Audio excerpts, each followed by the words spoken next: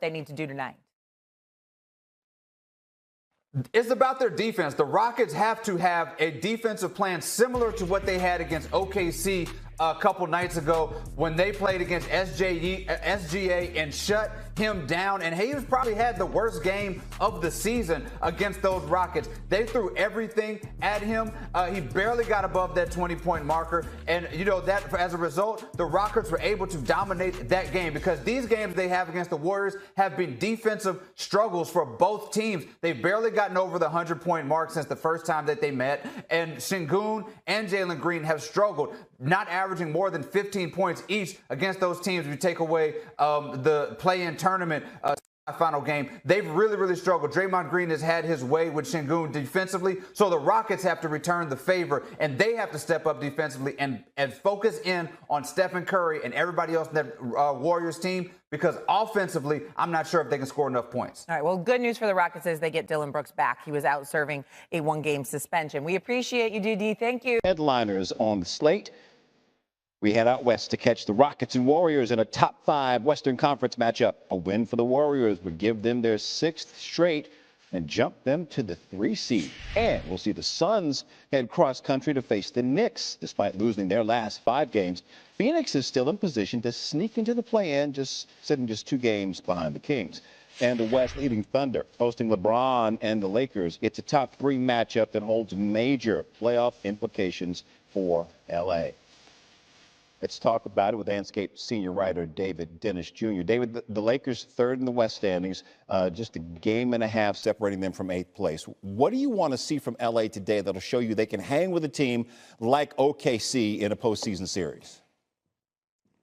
It's not what I want to see from L.A. as a whole team. It's what I want to see from Luka Doncic. He has to be the best player on the court, just like he was last year when they played, when him and the Dallas Mavericks went into OKC, and he became the 5th player all time to post 3 consecutive playoff triple-doubles against that OKC team. He led Dallas in points, rebounds, assists, and steals, and he got OKC up out of there. That is the Luka Doncic that the Lakers need to see. What they do not need to see is the Luka Doncic that went up there against Golden State and became a liability on defense and was struggling offensively. And he cannot be the Luka Doncic that played the Thunder in December when he only had 2 points through the first 3 quarters, and Lou Dort had him fighting for his life. We need playoff-level Luka Doncic for these next 2 games because these are pivotal for the Lakers in the standings. All great points. All great points. Okay, on the other side, we know OKC has star power in Shai Gilgeous-Alexander.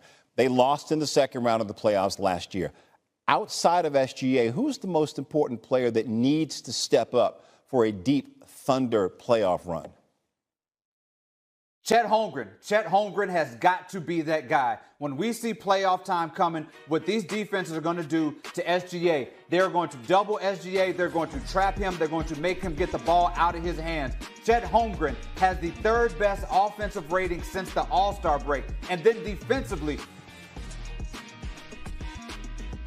41% from the field when he is the closest defender. That is top 10 in the league. This dude is a 2-way monster for this OKC Thunder team, and he is going to have to step up and elevate even more because these teams are going to lock in on SGA. Honorable mention, though, has to go to Lou Dort, who I talked about being a defensive stopper against Luka. I bet tonight we'll see J.J. Redick and other teams, too, try to make Lou Dort be the guy that takes the open threes, and he's got to nail some of those for the Thunder to get over what these teams are going to do against SGA. It's also nice to have a healthy Chet this time of the season. This should be good watching down the stretch.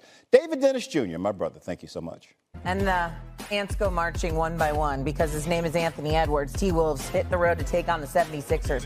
They were down 8 injured players and all 3 All-Stars sitting out. So it was a close game, yet still. Here's Edwards early on. Baseline rises up, slams it. Just slams it in.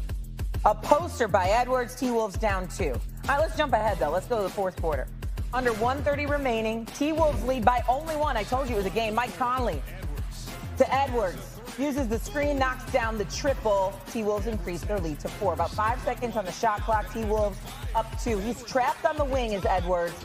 And he puts up a contested 3 and just drains it. Look at this. 2 defenders in his face, all over him. Don't matter. Drains it. Edwards, 37 points. He was 6 of 13 from 3. And the T-Wolves win it 114 to 109. Pistons hosting the Grizzlies. Take it to the second quarter. Pistons down 36 to 31. Asar Thompson kicks to Cade Cunningham. He does that. Pistons now down by 2. Under 3 minutes left in the second. Tim Hardaway Jr. drives. Duncan Thompson gets the layup to drop. Pistons go into the half. Up by 1. Fourth quarter in transition. Dennis Schroeder hesitates. Gives to Malik Beasley in the corner. Says, I can get it done. Here's the triple. Pistons keeping it close. Over 3 minutes left in the fourth. Jaren Jackson Jr. backs down Cade Cunningham. Hits the hook shot. He got 27 points and 11 rebounds. Grizzlies up 3. Desmond Bane using the screen.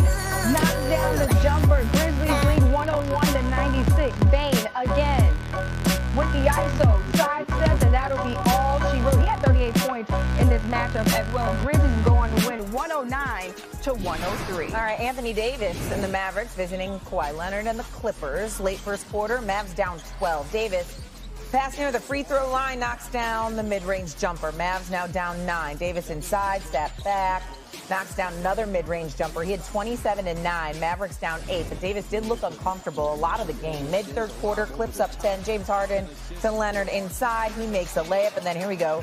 Davis attempted pass stolen by Leonard. He goes the other way, throws down a wide open dunk. Leonard doing it on both ends of the floor as he can. Here he is, knocking down the triple. He had 29 points. Clips up 15. Here's Harden driving to the basket. Tough one-handed layup, but he banks it. He had 29. Clippers go on to win 135-104. Dallas has now been blown out 2 times in 2 days. All right, the Clippers win keeps them in 7th in the West. Seeds 3 through 8 may come down to the final day of the season, which, by the way, is a week from today. Just a game and a half separates the 3rd-seeded Lakers from the 8th-seeded Grizzlies, meaning you could either have a home court in the first round or be on the road for a play-in game if you over in the NBA. Some action from last night's games. Anthony Edwards and the Timberwolves taking on Philly.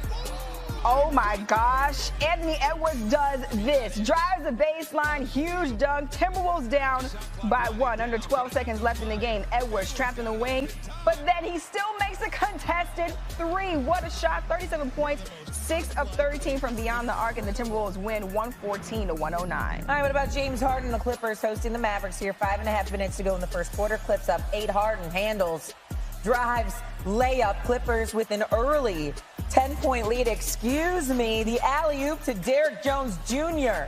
Clips on fire. They take the win 135-104. Harden had 29.7 boards and 14 dimes. Bucks down in Miami taking on the Heat. Bucks down by 3. Giannis drives past the Heat defense, throws it down. And a little shimmy at the end. Also, love to see that. Heat with the turnover. Giannis gets it. He's sprinting for the slam. Bucks win it 121 to 115. And Giannis had 36 points, 15 rebounds, and 10 assists. All right, Karl Anthony Towns and the Knicks in Atlanta against the Hawks. 2.5 minutes left in the second quarter. Knicks up. Towns making the 3 just before the shot clock expires. Knicks with a big lead here.